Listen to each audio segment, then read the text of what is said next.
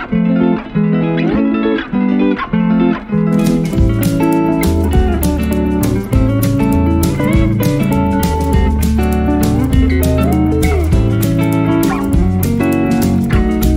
galera, tudo bem com vocês? Sejam todos, todas e todes muito bem-vindos à gravação do programa Cena.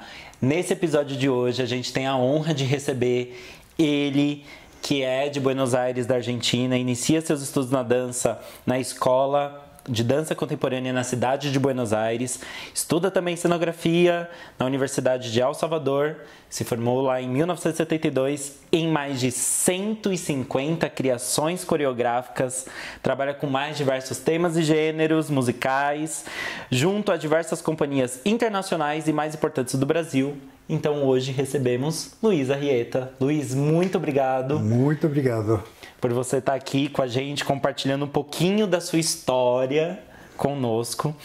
E a gente quer começar com uma primeira pergunta, que é: fala um pouquinho pra gente sobre o seu encontro com a dança.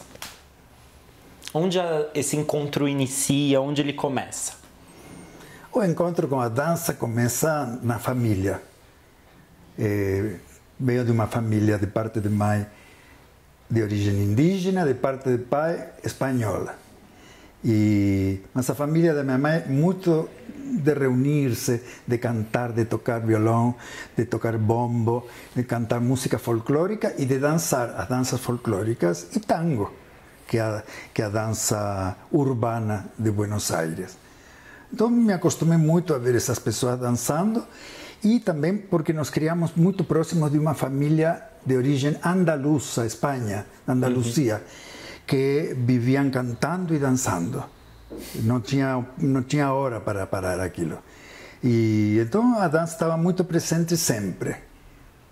E de pequeno sempre gostei de fazer números, apresentações em casa, onde exigia total silêncio e total atenção. Eu era um toquinho assim, conta minha mãe, e eu preparava coisas. Cada vez que visita que chegava, tio, primo, eu enfiava aqueles numerinhos que eu preparava e acabei entrando na dança. Não sem antes ter trabalhado em outras coisas, como escritório, e no qual eu me dava muito bem. Mas acabei entrando para a dança, sem pensar, e já quase tarde para pretender uma atividade profissional. Comecei com dança com 20 e poucos anos. Então, para fazer um trabalho profissional, é bastante tarde já. Uhum. Mas foi um encontro maravilhoso com a dança. E eu lhe comentava outra vez do meu primeiro contato com a sala de dança, quando fiz uma audição para rapazes, para um curso especial para rapazes na companhia de Oscar Arraes, o ballet contemporâneo da cidade de Buenos Aires. Os rapazes não precisavam saber nada, e se sabiam também não havia nenhum problema. Era para formá-los em um curso intensivo com as miras de que eles venham a compor o elenco do ballet da cidade de Buenos Aires. E eu tinha assistido algumas vezes, não muitas, a essa companhia, e eu achava a maneira de contar, a maneira de se mexer, uma coisa que eu me identificava muito. E por aviso de um amigo que estava sempre ligado com essas coisas de teatro e dança, fui fazer essa audição e foi uma experiência muito bonita, porque eu não tinha muita experiência física, não tinha atividades físicas que eu tinha realizado. O máximo que fazia era andar de bicicleta. Era a luta da bicicleta, porque só tinha uma bicicleta em casa. Então eu e minhas irmãs tínhamos que dividir a bicicleta para dar a volta. E eu, cada vez que pegava a bicicleta, sumia, voltava depois de 2, 3 horas, apanhava e emprestava para a irmã seguinte. Essa era a rotina. Mas não tinha experiência física. Então, quando fizemos essa audição, em uma sala muito grande de um teatro em Buenos Aires, uma sala que era réplica do palco, e onde costumava ensaiar a orquestra desse teatro, com uma altura imensa, né? Eu fiquei muito impactado por aquilo. É curioso porque a dança não me pegou exatamente pelo movimento, me pegou pelo espaço. O espaço que me seduziu. Aquele espaço que não estava acostumado a ter em casa. E fizemos uma caminhada, atravessando essa sala, com um pianista. Eu acho que era para ver se a gente andava na música, se a gente tinha um certo ritmo, né, para se mexer. E fizemos algumas posições em frente à barra, e uma delas foi uma expansão do torso, né, que depois fiquei sabendo que se chamava souplesse. E aquela expansão me deu uma emoção muito grande. Eu senti todo aqui o peito abrir-se e uma nova conexão com todo esse espaço que estava vindo, né? E nesse mesmo momento ficou claro para mim, não de pensamento, ficou claro em essência de que eu queria continuar fazendo aquilo. E nunca imaginei que aquilo era uma profissão, nunca imaginei que se ganharia dinheiro com isso, nunca imaginei que se podia viver disso. O que foi seduzido pela própria coisa. Nada que acompanhasse a coisa foi sedutor, né? Então, essa experiência, cada vez que eu a revivo, quase que a sintonizo novamente. Maravilhoso.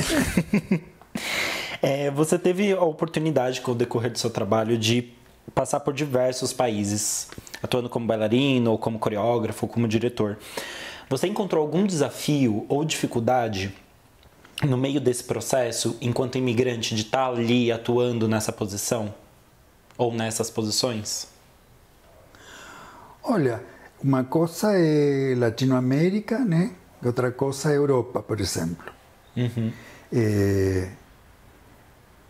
Em Latinoamérica, você sempre sente que a atividade de bailarino, de coreógrafo, ela não é tão glamurosa, né? Como poderia ser em outros lugares. Na Europa, ela é muito respeitada. As pessoas, quando sabem que você é um coreógrafo... Eu fiquei numa época, cheguei a ficar alguns meses, por exemplo, na Alemanha. Então eu morava em um estúdio e os vizinhos sabiam que eu era coreógrafo ou que ia apresentar algo no teatro da cidade, e eles falavam com muito orgulho que estava o coreógrafo tal, assim. E eu também tive uma sorte muito grande, porque eu não falo alemão. Então não sei o que eles falam. Claro. Então, eu não sei se como um inglês muito pobre, eu me comunicava com as pessoas, que muitas delas falam inglês lá, e com a companhia, né? Mas se tinha coisas que se dizem ou não sabia. E, então, quando você não entende, é também uma dádiva.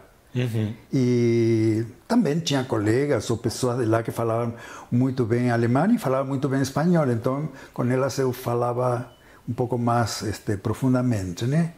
Mas eu não sei, eu sempre estou muito ligado no que estou fazendo e acabo não percebendo. Uhum. Isso é uma sorte, sabia? Por exemplo, uma época eu trabalhei na TV Manchete, quando a TV Manchete estreou.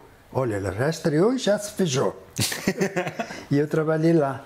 E trabalhei pouco tempo, porque eu já tinha falado que eu trabalharia lá no máximo um ano, né? Fiz toda a seleção do elenco, dos bailarinos, e fiz os primeiros programas só.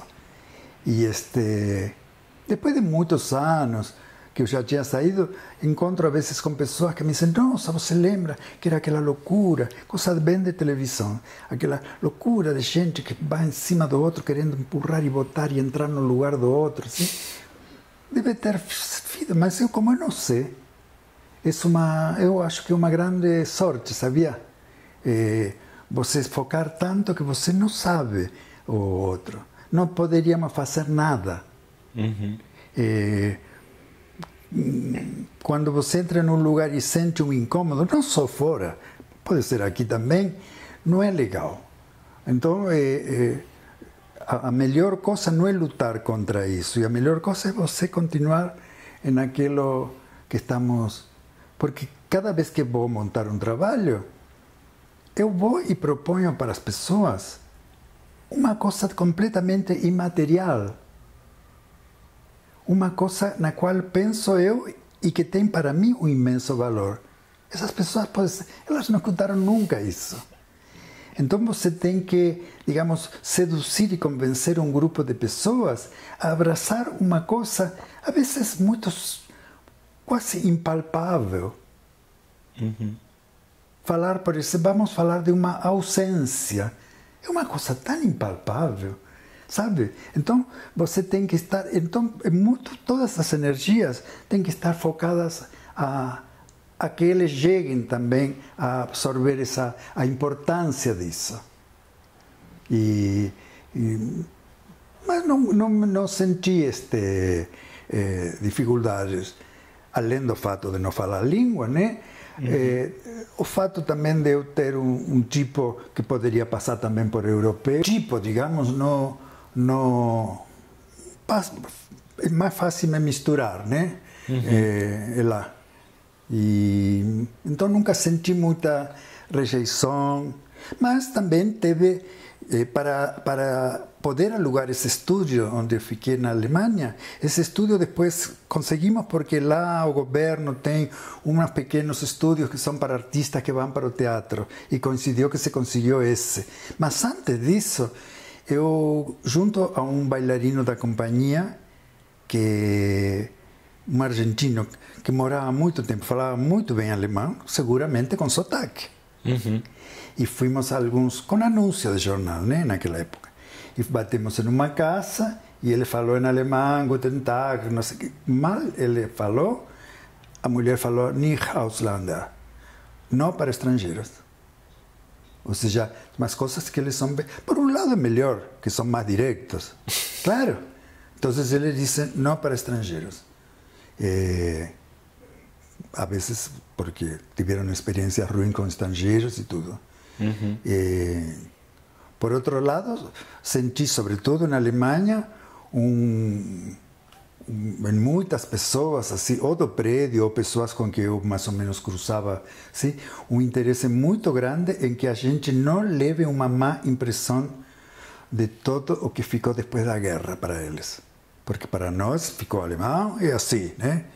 E alguns se preocupam muito em que você, como dizendo, nós não somos todos assim, ou não. E todo isso também é interessante. Na Suíça também muito bem, sem maiores problemas. Mas sei de outros bailarinos ou coreógrafos, por fato, a vezes, de ser negros ou por que for, sempre existe uma diferença. Isso em todas partes vai ser. E é um porre, mas é uma realidade, né, que se vive. Por outro lado, também, todos os lugares têm uma espécie de cuidado com o mercado de cada lugar. Então, eles também, você é ótimo na medida em que você vai e monta um trabalho, mas não sei se querem que você fique muito mais. Claro, isso em todas partes. Isso em Buenos Aires eu senti, e eu sou de lá, entende? Ah, que ótimo, mas... Né? Até aqui, né? Até aqui. Por outro lado, olha, também, lógico que você sabe que está em outro lugar, mas a minha avó Camila, de origem indígena, eu não me lembro se ela alguma vez falou Argentina ou se ela alguma vez falou país. Ela tinha uma ideia ela não tinha muita ideia do que era outras coisas, outros lugares.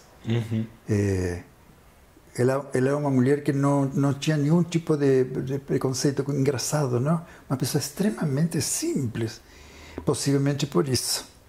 E então ela abraçava tudo com muita facilidade, porque, sobretudo, eu tenho uma irmã na Austrália, por exemplo. Às vezes a minha irmã viaja com alguém australiano e tudo, ela mesma, sem entender, sempre era muito normal ter pessoas, outras falas, mesmo que não entendesse as falas.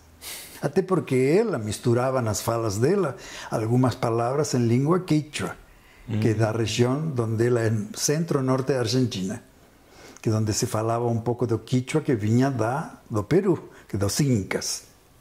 Então, de ali, algumas palavrinhas passou para a gente. Ela não gostava de traduzir, não. Mas a gente acabou entendendo. Era muito pouco que ela falava, mas ela falava. Bom, a nossa próxima pergunta é relacionada a uma frase que você trouxe no Figuras da Dança, que é um projeto conduzido, né, pela Inês Bogeia em 2009, que é: a dança é mudança. Dança é modificação.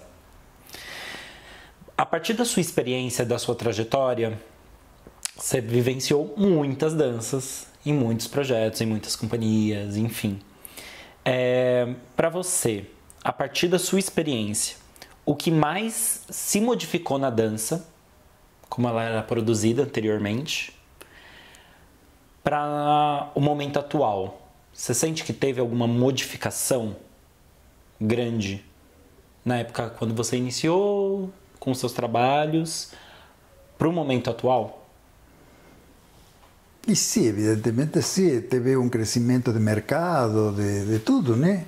Tem aparição de festivais, e festivais importantíssimos, de nível internacional.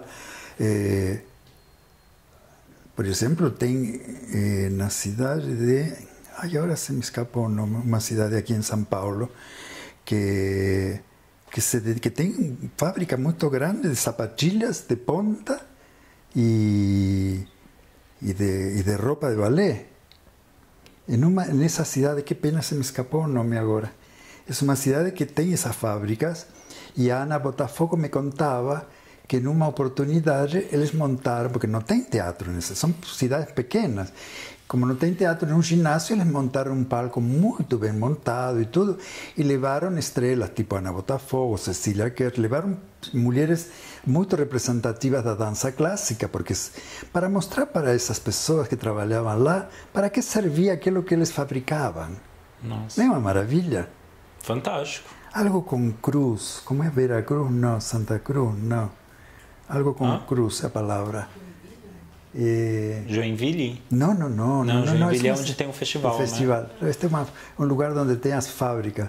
E eu achei tão bonito, não? Isso para eles ver. E levaram o melhor que tem no Brasil, em termos de quem sabe usar aquele sapato. Uhum. Né? Então, sim, tem essa evolução.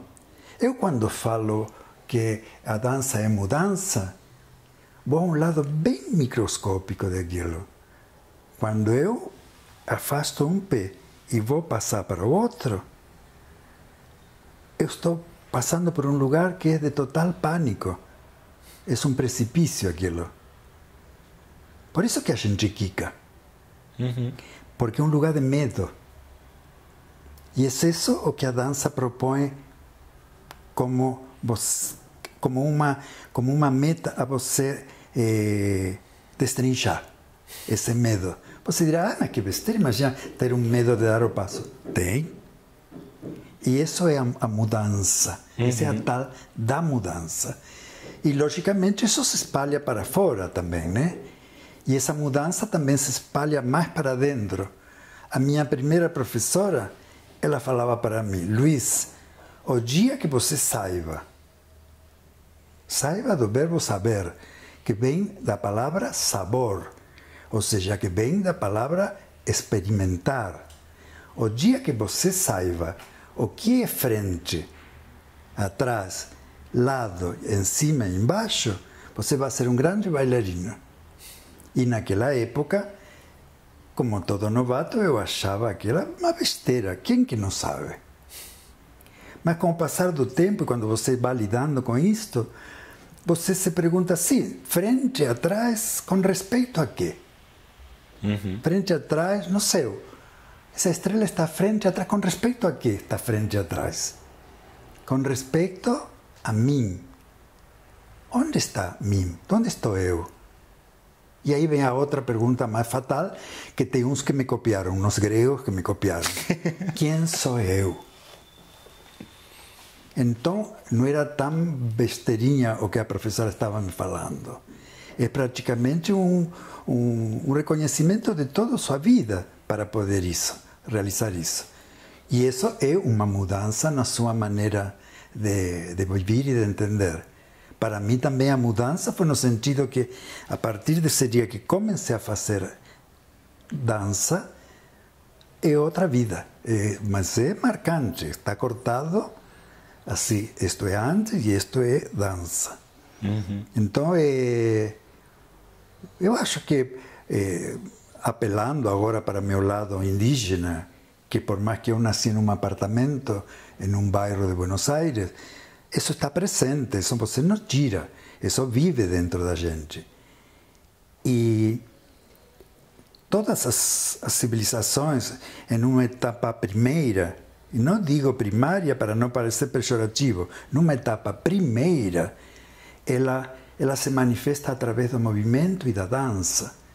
Com o passar do tempo, se pensa que a dança era uma coisa, digamos assim, sem importância, porque o intelecto foi passando a tomar a frente, digamos. E esse intelecto pode achar o movimento como algo menor. Mas é exatamente todo o contrário. Cada vez que não encontramos uma palavra para expressar algo, apelamos ao movimento, porque temos certeza que ele tem capacidade de dizer tudo.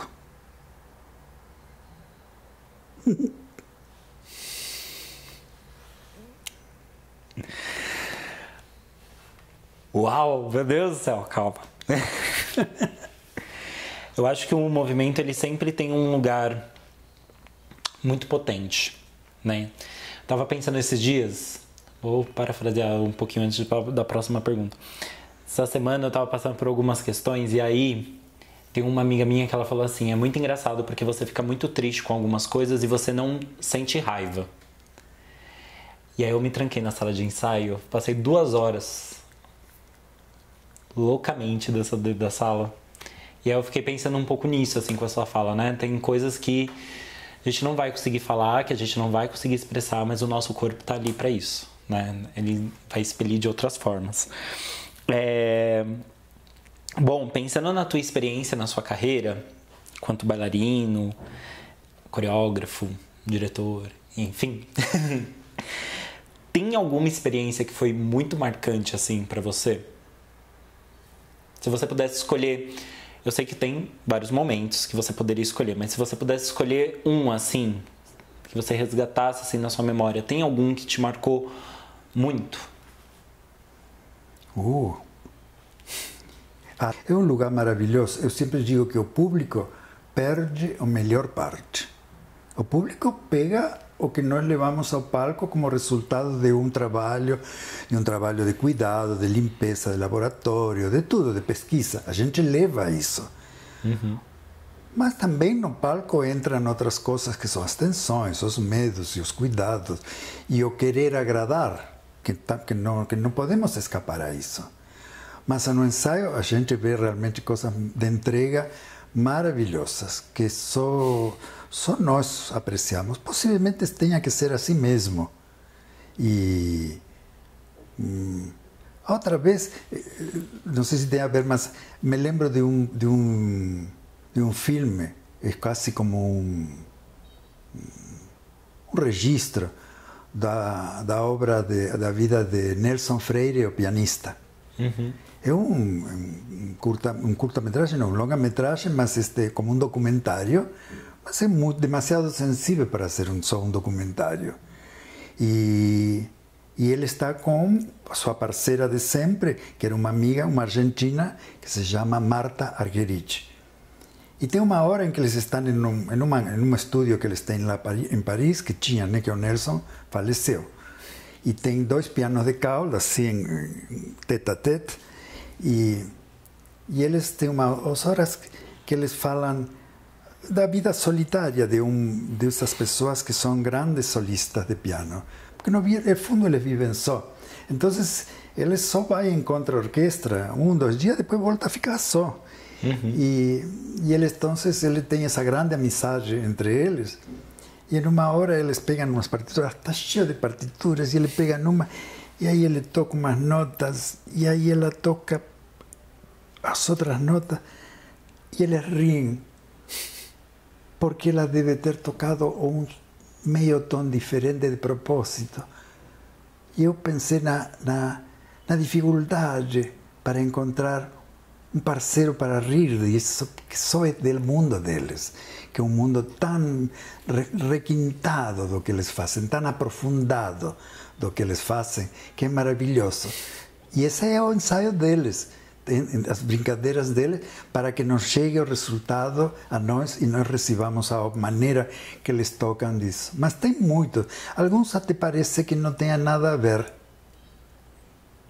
Vou ver se consigo contar-lhe sem me emocionar, porque sempre me toca muito. Uma vez estava ensaiando com o Ballet da Cidade, uma coreografia só com nomes, que se chama Bandoneon, com música de Piazzolla, e que eles fizeram belíssimamente bem. E era coisa de um grupo de homens. É muito interessante quando você trabalha assim só os homens, né? Eles passam a mostrar outras coisas, né? Com tudo isso. O trabalho eu acho que já estava montado, estava terminando de mexer, né? E antes de ir para lá, eu passei pelo supermercado e estou pagando aí quando estou saindo, dei o cartão para pagar, e se aproxima uma criancinha assim, e com uma senhora que deve ser a mãe. A criança estava toda como em carne viva, tinha chagas no corpo inteiro.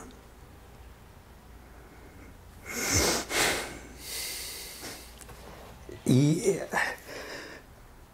eu fiquei sem ação, sabe? Eu entreguei o cartão e eu queria ir embora, não queria ver. E eu não tenho visões, não tenho nada disso, mas a criança se aproximou e se tocou, ficou assim comigo. E eu pensava assim, isso deve doer, sabe? Isso deve ser algum problema de pele. E era um mercado que estava perto da Santa Casa, por isso. E aí ela se aproximou e ficou assim como encostada. E enquanto eu pensava que doía, ela me disse, não com a voz, não sei como. Ela me disse, não, estou só.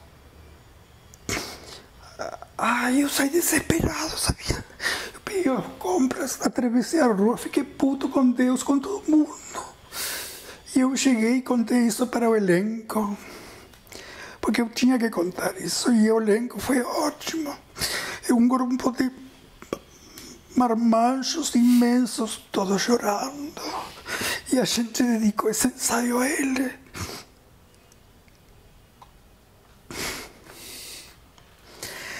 Não sei, a dança me leva a lugares assim de conexões assim. Eu não tenho não sou muito assim, sou virginiano, pé na terra, sabe? Pensei que era assim. Mas tem encontros assim de situações que não tem muito a ver, às vezes, com o passo, que não tem muito a ver, tem a ver com tudo o que isto, como isso nos modifica. A nossa relação com o mundo, né? Sim. E como esse mundo... Eu sempre falo, e a gente sempre conversa muito sobre isso, às vezes, que o processo ele é muito mais importante do que o produto final. Claro, total. Mas dentro desse processo, o processo ele não é nada confortável pra gente. Eu acho que na criação enquanto intérprete, o processo ele é super saudável, ele é lindo, ele é maravilhoso, mas ele também não é nada confortável, porque a gente acessa lugares onde a gente precisa criar a nossa relação enquanto seres humanos com a nossa obra. Uhum. Eu acho que esse encontro ele é muito importante. E faz super sentido quando você fala assim, né, da sala de ensaio, porque a sala de ensaio ele é o nosso lugar diário.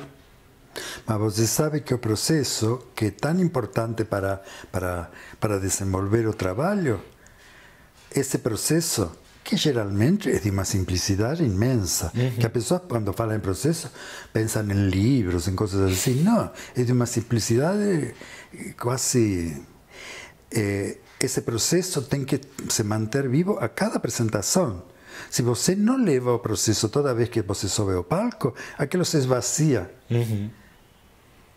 O processo não é só algo que me dá um certo chance para desenvolver algo e depois jogo fora. Não, o processo tem que estar presente em tudo o que faz, porque senão se perde. É como, já é meu tema favorito, é como namorar E depois das primeiras namoradas, a gente só repetir ações, mas não ter o processo que nos levou ao primeiro encontro. O primeiro encontro foi através de um processo que existiu para querer aproximar-se. Se eu não renovo continuamente, se eu não trago esse momento à relação, aquilo, no máximo, é, digamos assim, tá bom. E, né? Se perde, né? Se perde.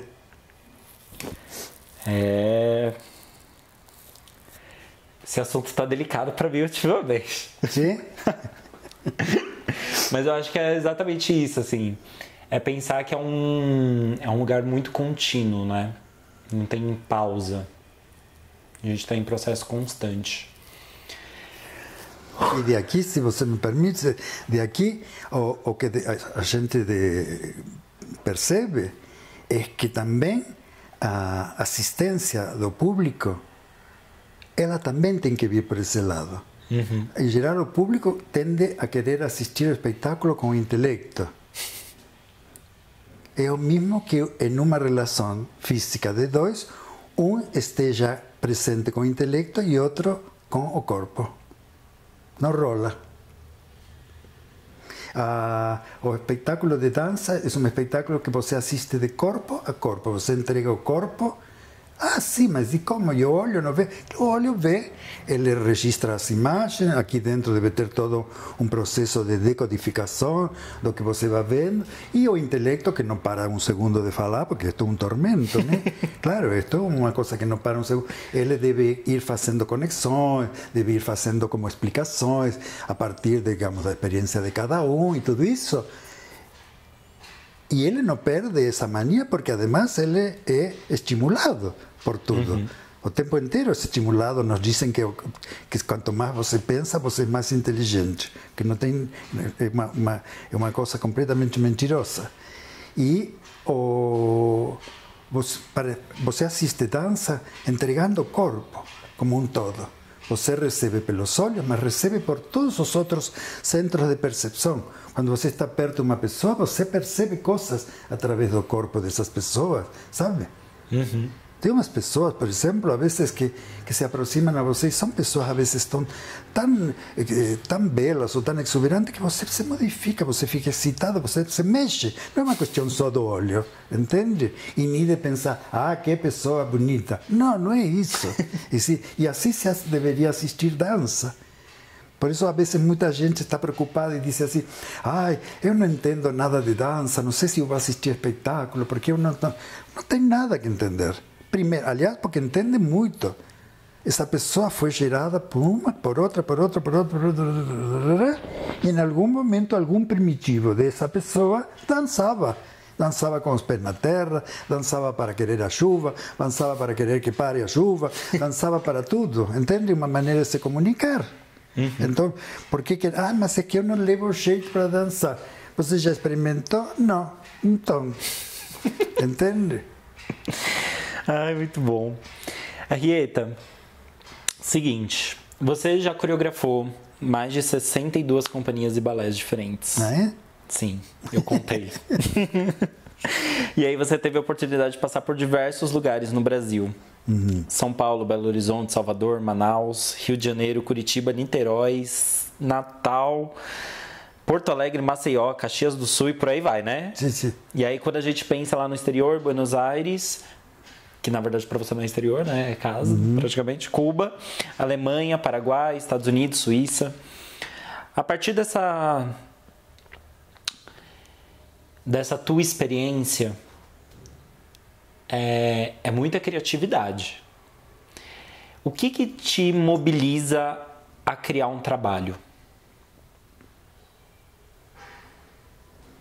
Olha, tem às vezes as pessoas de fora pensam em uma viagem, em grandes inspirações. Às vezes a coisa é um pouco mais prosaica, sabia? Às vezes alguém te diz que quer um trabalho para a companhia para abrir.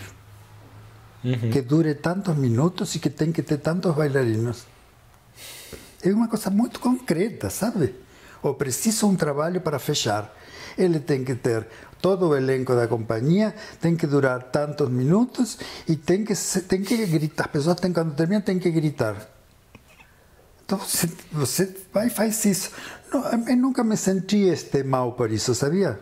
Não, te tento, né? O que pede, né? Uma vez, eu me lembro no Cisne Negro, logo no início da companhia Cisne Negro, a Hulda, a diretora, me disse assim: precisamos um trabalho, porque a gente vai fazer muitas viagens, e precisamos um trabalho que possa ser dançado em ginásio. Não tinha tantos teatros disponíveis. Queremos fazer em ginásios também, e tem que ser um trabalho que, se possível, entrem e não saiam mais, porque às vezes não tem como passar por trás. Entre parênteses, até agora não falei nada de inspiração. Estamos falando de um problema concreto, né? Não tem... Então eu falei, sim, vamos lá. E fiz um trabalho que durava 1h15, não saíam, entravam e não saíam. Os bailarinos, de propósito, quando iam entrar, se despediam, tchau. Porque sabiam que iam ficar 1h15 lá dentro. Tinha que ir no banheiro antes, não pode deixar para depois. E se queria tomar água, café, tudo antes, porque uma vez que entrou, entrou. E pauleira lá dentro. Nossa. Então, mas nunca me sentia, ao contrário, é bom. Os limites às vezes são ótimos, sabia? E, por exemplo, no caso da Europa ainda é mais preciso. Eles te dizem assim: você vai ter tantos ensaios de tantos minutos cada ensaio, estreia dia tal, entende? Com tantas récitas. Então é muito tem mais, às vezes são coisas bem concretas. Às vezes te dizem: não, faça o que quer. Aí você está mais perdido, demasiado grande, faça o que quer, né? Mas trabalhar com muitos grupos tem dois lados. Um lado que é muito bom pela diversidade, né? E outro lado que é terrível, porque você sempre tem que começar de zero. Porque você não vai e monta um trabalho. Você começa tentando que esse elenco que vai dançar primeiro conheça um pouco a maneira que você tem de entender os movimentos. Ou seja, você tem, quando trabalha com um mesmo grupo, né, você tem essa possibilidade de trabalhar mais com um mesmo grupo. Já existe mais um conhecer disso.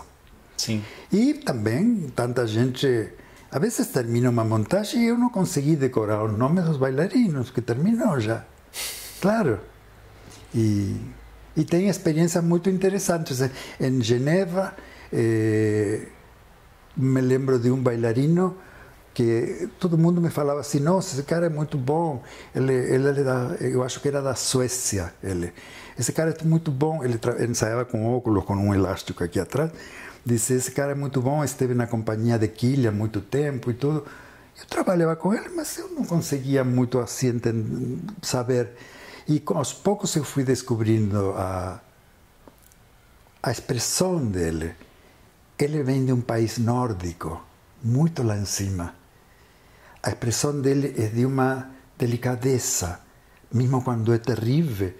É engraçado, né? São culturas diferentes que você vê. Que nas palavras isso não se poderia, não diria nada, mas na matéria, na dança, isso estava tão claro, sabe? Sim. Então é bonito ver isso, né? Que nós somos, de alguma maneira, indígenas, mas ao mesmo tempo temos a influência toda da Europa, e da Europa do lado dos espanhóis, dos italianos, dos portugueses. Somos essa coisa assim tão... né? Ou, por exemplo, trabalhar com pessoas de origem oriental, japonesas, por exemplo, que é outra maneira de trabalhar, né? É muito bonito quando você tem... Então, em toda essa correria de tempo e de minutos controlados, você tem também que fazer o seu trabalho. Você tem que, queira ou não, você quer que faça sucesso, porque o ego está aí e ele reclama, claro. E ainda tem tempo de ver estas coisas. Falando nisso, o ego é uma coisa... Eu percebi agora também muito mais claro. Sempre mais ou menos acaba. Agora ficou mais claro com esta apresentação dos corpos velhos. E porque tem um jornalista que escreveu várias vezes sobre o trabalho, e eu liguei para ele agradecendo a dedicação a observar isso, não uma vez, 3 vezes, entende? E eu falei para ele que, lógico, que tinha o lado do ego, que falam que somos ótimos, então, né? Mas, além do ego, tinha a coisa do agradecimento, da percepção dele. E depois fiquei pensando, o ego é muito necessário. A gente tem que rever a relação que temos com o ego, porque o ego ele tem fama de ser terrível, de invadir, não? E ao mesmo tempo ele é muito necessário. Fiquei pensando neste elenco, onde a idade oscila entre 70 e 90 anos, com dificuldades físicas, com cadeira de roda, com muleta, com bengala, com audífonos. Se não tivesse um ego, nenhum de nós subiria ao palco. Tem que ter um ego teimoso, sabe? Para poder, a essa idade, subir ao palco. E então esse ego não deve ser tão terrível. Acontece que tem que fazer um encontro com ele. Eu não sei se lhe comentei outra vez, tem um filósofo brasileiro, Huberto Roden. Ele já faleceu, era de Santa Catarina, da cidade de Tubarão. E ele foi sacerdote, foi excomungado, eu acho. E ele tem livros muito interessantes. E em um deles ele fala sobre o ego, né? Ele diz que a primeira manifestação do intelecto ele é traduzido através de é representado simbolicamente através de um brilho no céu, que é a famosa estrela d'alva, e que em espanhol a gente chama de lucero. E aí seria mais fácil para entender. Esse lucero é chamado de Lúcifer, que é uma imagem forte para nós. Mas ele representa a primeira manifestação do intelecto. Curiosamente, o lucero, a estrela d'alva, ela não tem brilho próprio. Ela é um planeta, ela é Vênus. E ele reflete o brilho do Sol. Olha que interessante. E depois, em um momento, ele fala em Jesus e ele diz que em nenhum momento ele quer afastar a presença do intelecto. Ele simplesmente disse assim, vá de retro, se coloque atrás, não se coloque na frente. Olha que coisa interessante, não? Nossa, muito. E a presença como se chama? Nossa, a palavra não é luta, é uma balança que nós estamos na vida inteira, individualmente e com os outros, tentando equilibrar o tempo inteiro.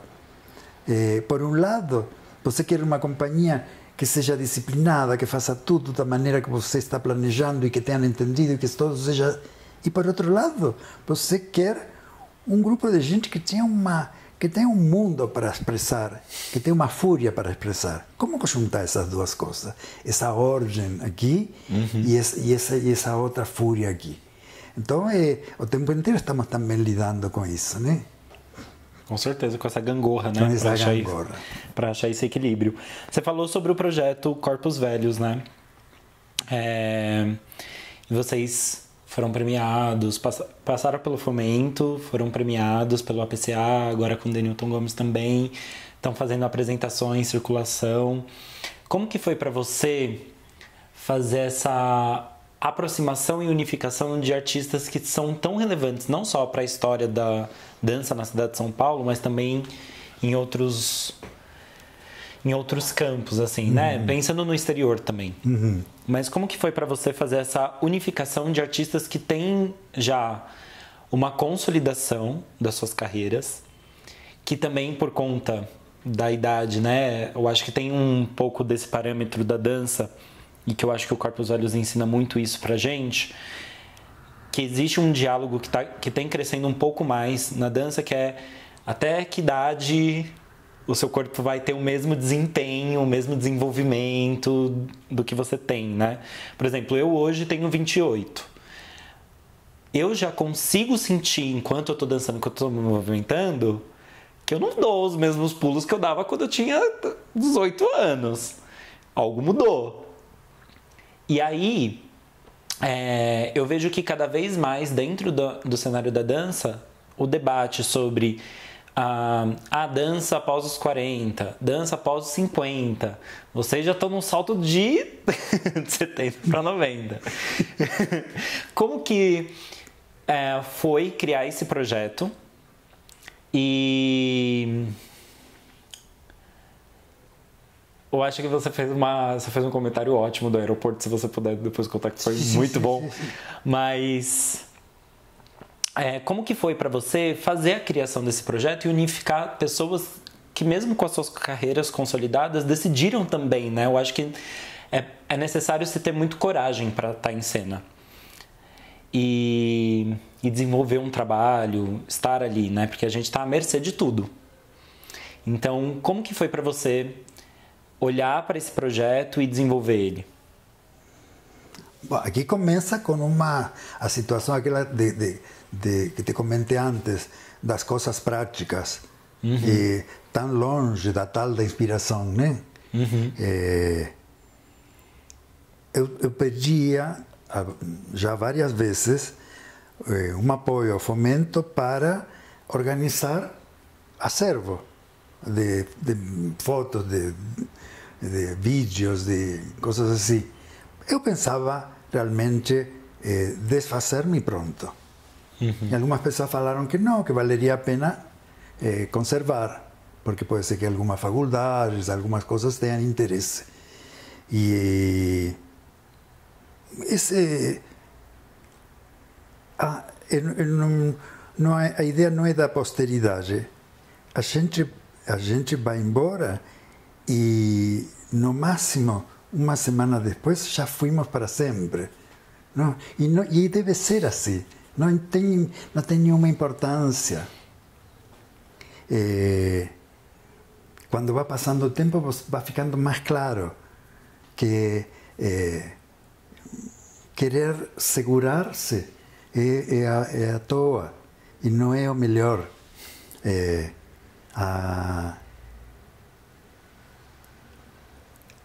Então, achei que então pediríamos o apoio para o acervo. E durante várias vezes que pedimos, não foi contemplado, né? No início, como contrapartida, eu colocava, como sempre colocam, dá uma aula magna, fala numa palestra, ou, por exemplo, eu me apresentava. Acontece, olha como passava o tempo que eu comecei a ter problemas da neuropatia, comecei a ter outros problemas. E cada vez que mudava o ano, ou que mudava uma nova possibilidade de fomento, a produtora perguntava, vamos de novo, né? E nessa última, a Thalita Bretas, que é a diretora do MUDI, né? Do Museu da Dança, ela estava assumindo o lado do registro mesmo, ou seja, a decodificação do material, que já está bastante, ainda falta fazer muita coisa, mas já está muito avançado e tudo, né? Tem muito material de fotos e de vídeos. E ela levou isso assim, muito, muito sério, estava querendo que aconteça. E eu falei para ela, vamos, quando faz o novo texto, porque mudava um pouco cada vez que manda, né? E eu propus que algumas outras pessoas poderiam me acompanhar na apresentação minha. E quando essas pessoas foram consultadas, as pessoas foram muito diretas. Sim, pronto, não tem muito... Essas pessoas são muito importantes e são muito famosas dentro da dança, exatamente por isso, porque são muito diretas. Aquilo não é um bicho de sete cabeças, é a atividade delas. Então, não temos nada que não tenha esta. É fazer. Todos nos conhecemos. O mundo da dança não é tão grande e todos nos conhecemos e todos sabemos o que faz o outro, todos respeitamos muito o que faz o outro e é muito possível que todos façamos coisas diferentes e que pensemos muito diferente com respeito a esse assunto. Mas isso não é motivo para não fazer algo próximo. Então, isso já é uma maturidade imensa. E todas essas pessoas têm muitos anos, meio século pelo menos. Em sério, meio século de atividade. Prefiro atividade contínua, todos os dias, 6, 7 horas, sabe? Não uma vez por semana, ou tipo assim, faço uma aula por mês, não é? É assim, é bem pauleira todo esse mundo, né? E a penúltima vez que mandamos, já tinham falecido algumas pessoas que estavam dentro do projeto, que é uma pena, né? A Ruth Rachu, a Penha de Souza, a Hulda Bittencourt, olha, tá indo, né? Aí eu pedi para, quando ela fizesse o novo texto para introduzir, que deixasse claro a urgência do projeto. Porque não é um projeto que dá para planejar. Ah, tá, daqui a uns anos a gente vê e estuda. Não tem, a condição não existe mais. E eu também pedi para ela começar a tirar todas essas maneiras falsamente afetuosas, como a melhor idade, a idade da sabedoria, sabe, esse tipo de nomes sinistros? Porque esses nomes não são dados por afeto, nem por respeito.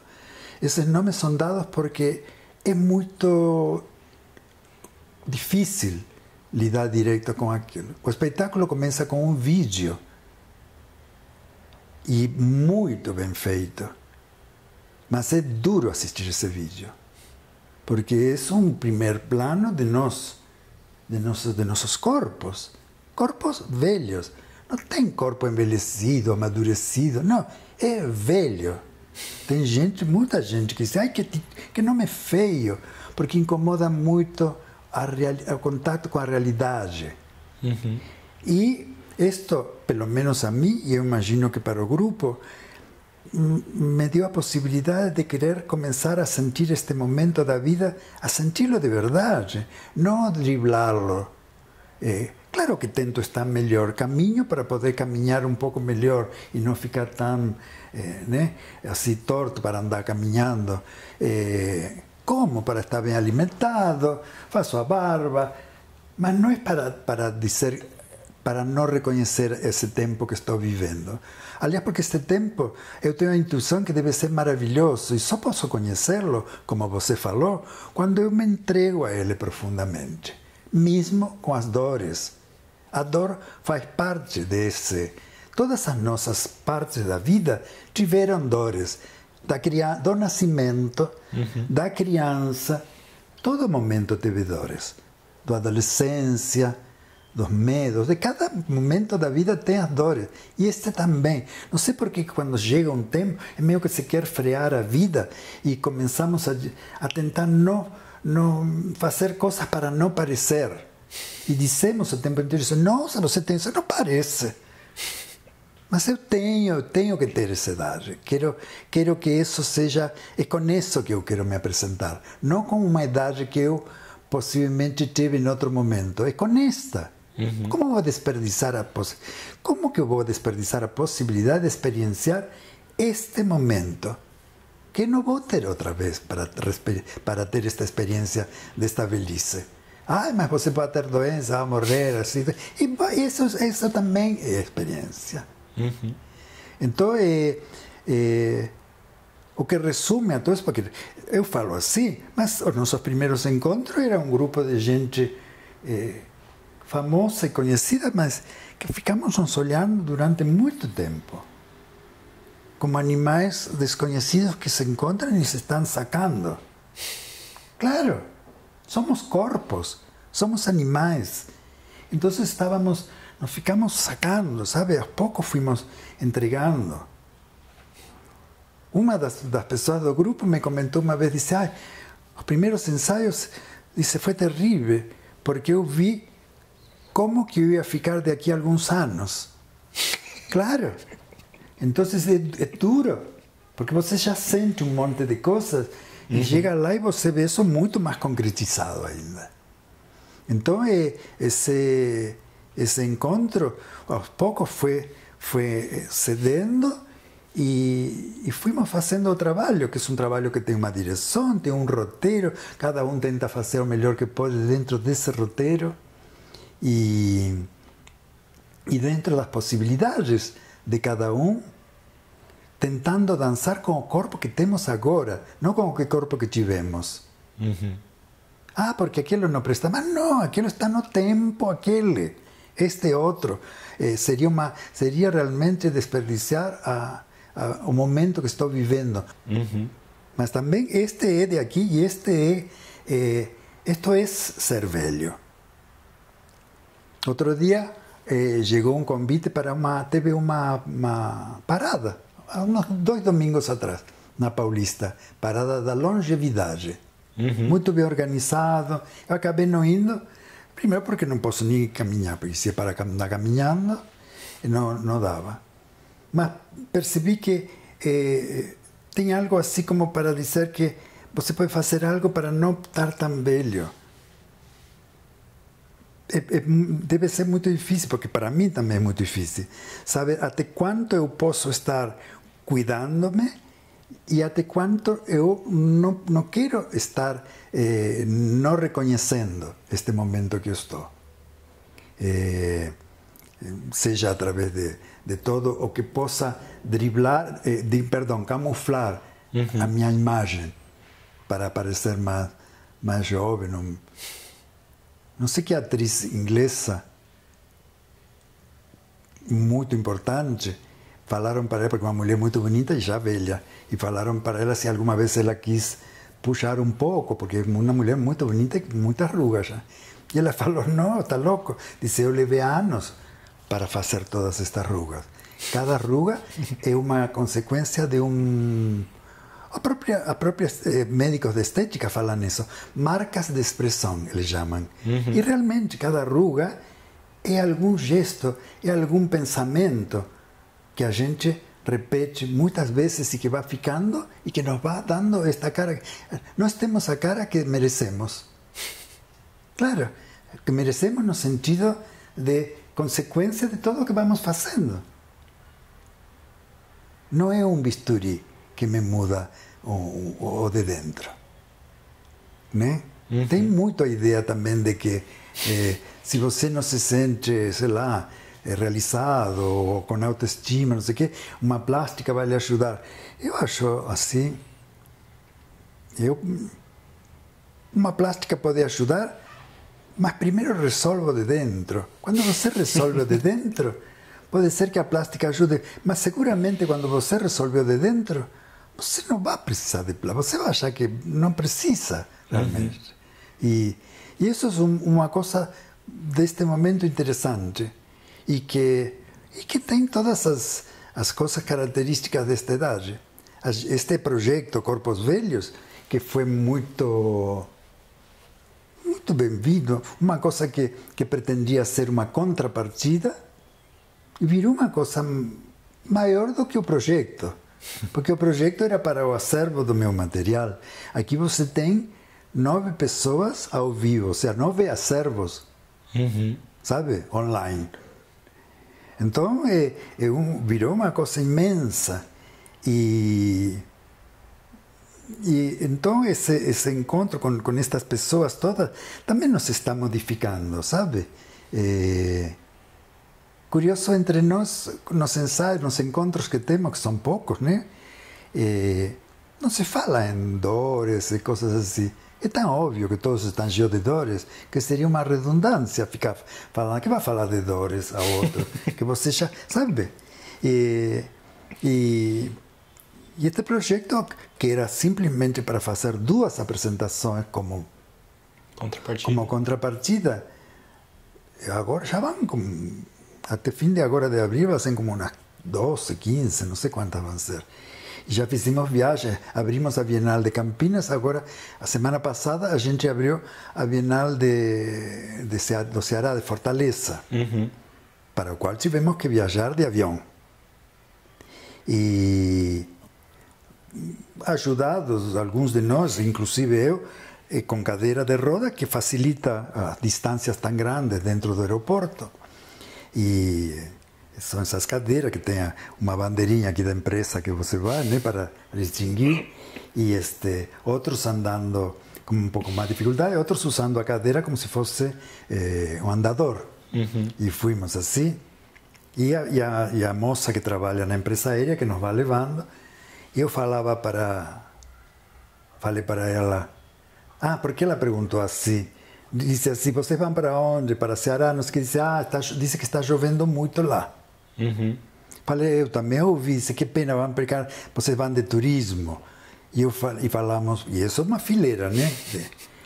Vai de turismo. Falei, não, vocês vão fazer algum tratamento? E eu falei, não, você não imagina. Isto aqui é uma companhia de dança. Ela não falou nada. Eu voltei a repetir. Isto aqui é uma companhia de dança. Tá, já estamos chegando. Ela falou. Não acreditava. Ela deve ter pensado, não tomou remedinho, sabe? Assim. Ai, muito bom. Arrieta, a gente está chegando no final da nossa entrevista. E aí a última pergunta que eu queria te fazer é para você. O que é ser artista? Eu não tenho a menor ideia, porque sempre achei a palavra arte e artista uma coisa que me dá muito medo de ser, apropriá-la a mim.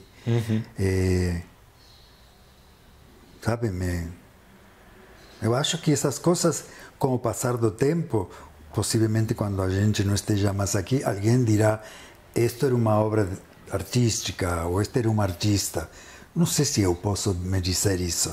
Em termos práticos, sim. Tem um sindicato, neste momento estamos tendo um movimento muito grande para que continuem as oficinas que estão querendo fechar. Um parênteses.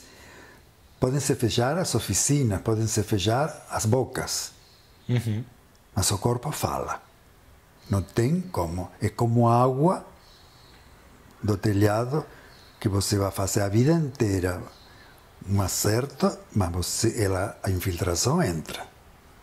E então isso é a característica do nosso trabalho.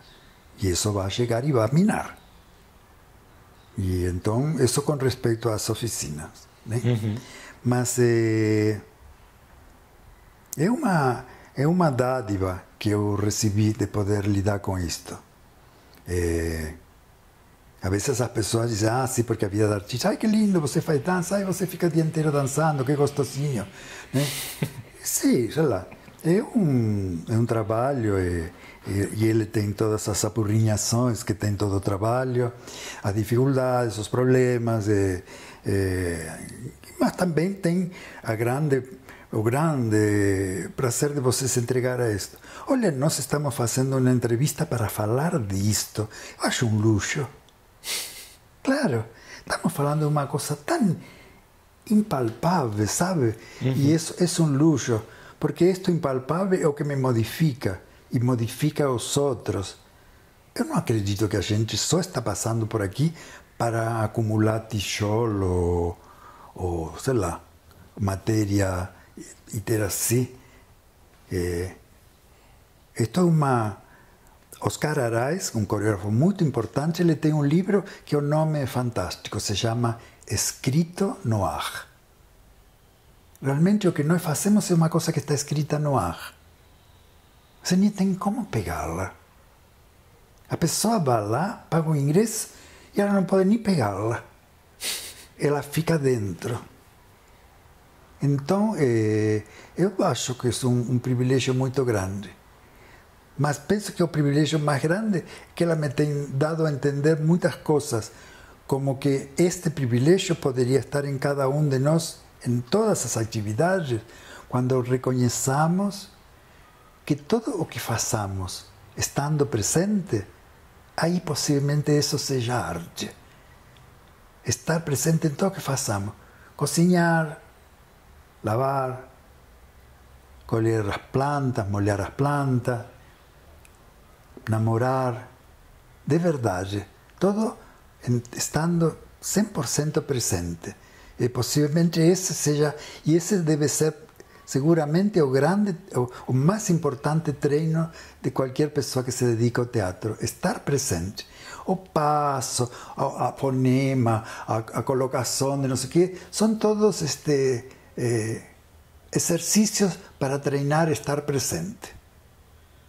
Quando estou presente, estou vivo. Quando estou presente, eu sou. Tem a passagem que é fantástica, diz que Moisés vê o mato pegando fogo, que é a presença de Deus, e ele pergunta, quem é você? E o mato responde, eu sou. Né? Ou seja, o fato do ser, do estar presente. Porque a maior parte da nossa vida estamos completamente fora de estar presente no que estamos fazendo. Sempre estamos minhocando qualquer loucura em nossa mente. Mas eu não sei lhe responder exatamente o que é ser artista, mas eu tenho a sorte de lidar com isto, de poder entrar nos teatros, de poder pisar no palco, de poder ver as luzes, como funcionam, de poder ver a plateia deste lado de aqui, de poder entrar nas salas de ensaio e sentir-me tão cômodo, de poder reproduzir aquela primeira vez desse contato do espaço, que quando chego nas salas ainda eu sinto. Isso sim, realmente, eu agradeço demais. A gente agradece muito. Eu acho que cada vez mais, assim, os encontros... Eu tenho uma frase que é justamente a abertura do release do Senna, que é falar que a dança é a arte do encontro.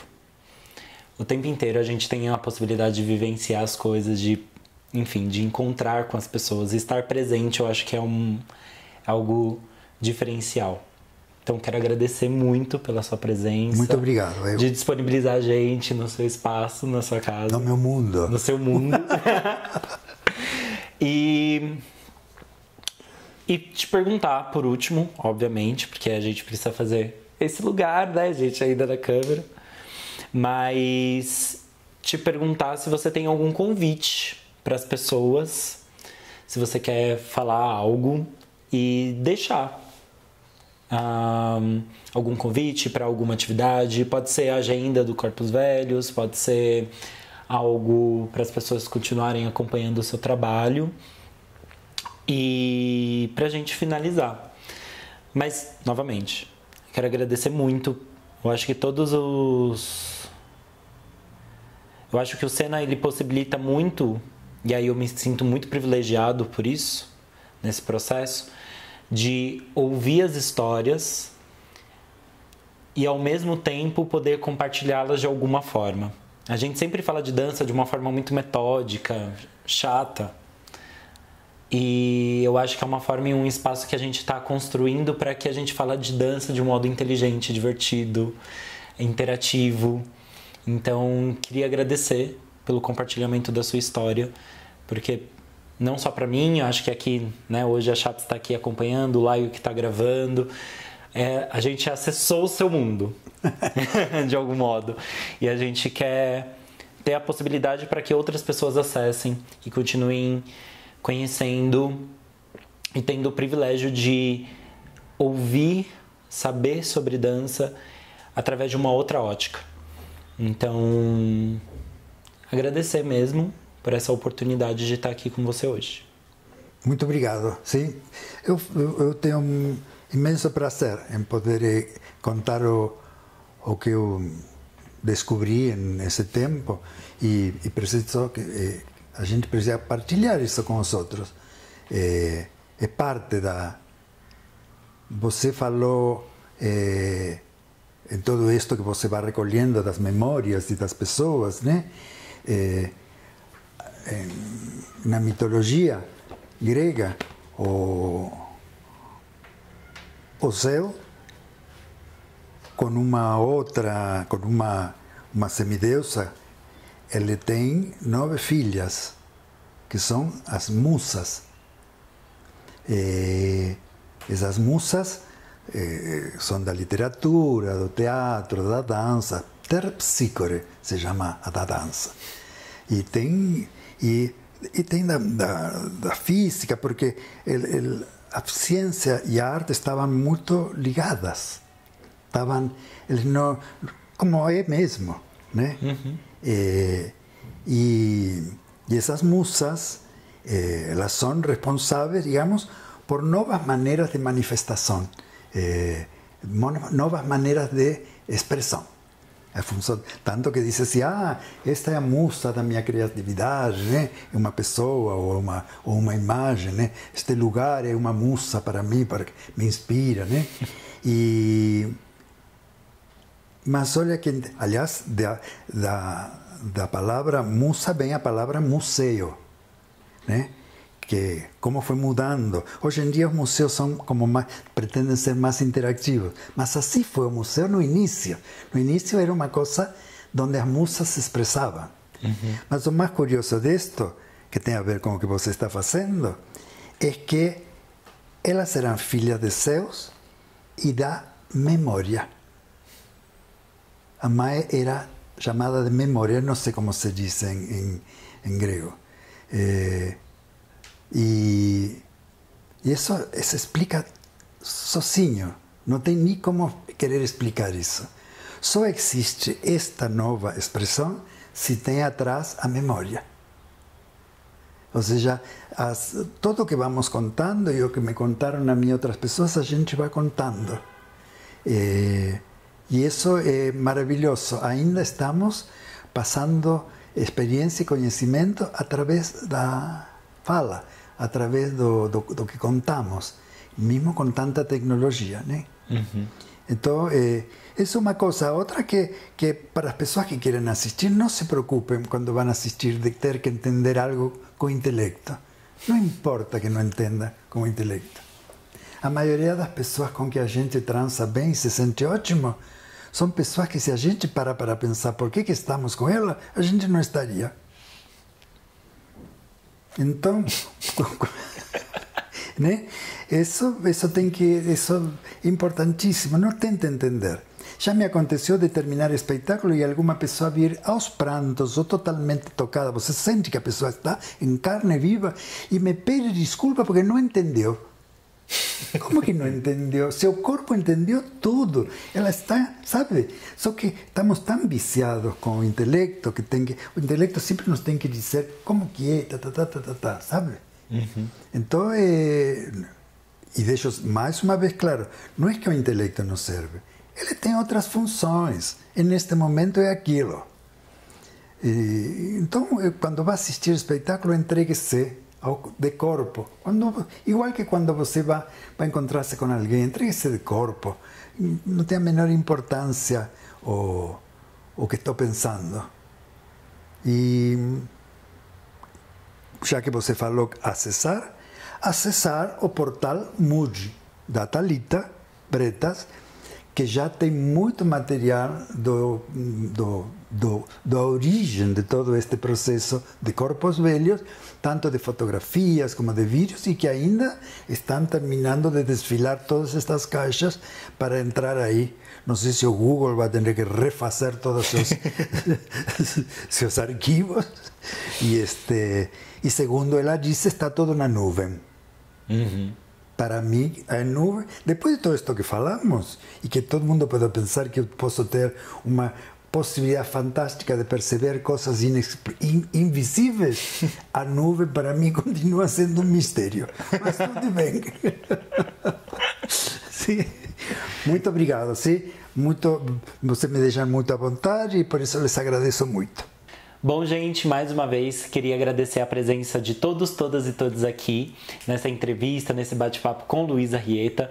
Convido você a assistir os outros episódios do programa Cena. A gente vai deixar aqui na legenda todos os dados do portal Muji para vocês pegarem, acessarem. Também as redes sociais do Luiz, que eu acho que é super importante também para vocês conhecerem um pouco mais sobre ele.